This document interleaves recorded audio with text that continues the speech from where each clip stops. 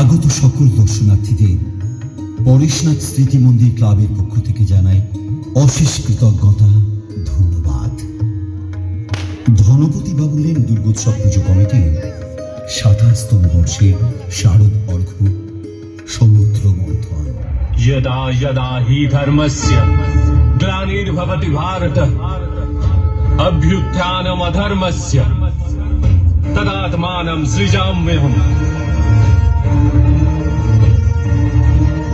परित्राणाय साधूनां विनाशाय च दुष्कृतां धर्म संस्थापनार्थाय संभवामि युगे युगे। হিন্দু পুরাণের অন্যতম ঘটনা সমুদ্র মন্থন। পুরাকালে একসময় দুর্বাসা ঋষির অভিশাপে দেবরাজ ইন্দ্র ও অন্যান্য দেবতা তাদের শক্তি ও ঐশ্বর্য হারিয়ে ফেলেন। ফলে অসুররা বলবান হয়ে স্বর্গ দখল করে নেয়। অসহায় দেবতারা তখন ভগবান বিষ্ণুর শরণাপন্ন হন। ভগবান বিষ্ণু তখন দেবতাদের অমৃতের কথা বলেন। এই অমৃত প্রাপ্তির জন্য ক্ষীরসাগর মন্থন করতে হবে, তবেই দেবতারা পুনরায় তাদের শক্তি ও অমরত্ব লাভ করবেন। কিন্তু সমুদ্র মন্থন এত কঠিন কাজ, তা শুধু দেবতাদের দ্বারা সম্ভব নয়, অসুরদেরও সহযোগিতার প্রয়োজন।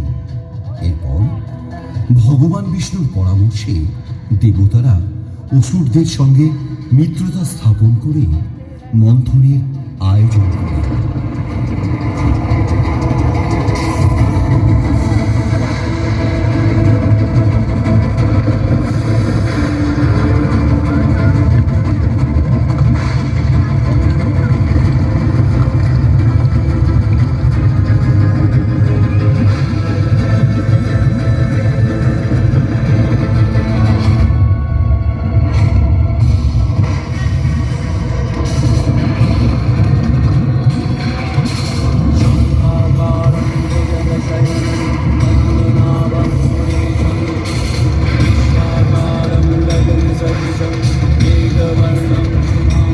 মন্থনের দণ্ড হিসাবে বিরাট মন্দার পর্বত এবং দড়ি হিসেবে নাগরাজ বাসুকীর সাহায্য নেওয়া হয়।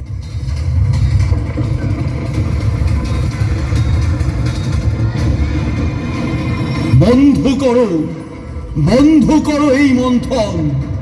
এটা কি, যা নাগরাজ বাসুকীর বিষের থেকেও ভয়ঙ্কর, ভয়ানক, যা পুরা সৃষ্টিকে ধ্বংস করে ফেলবে।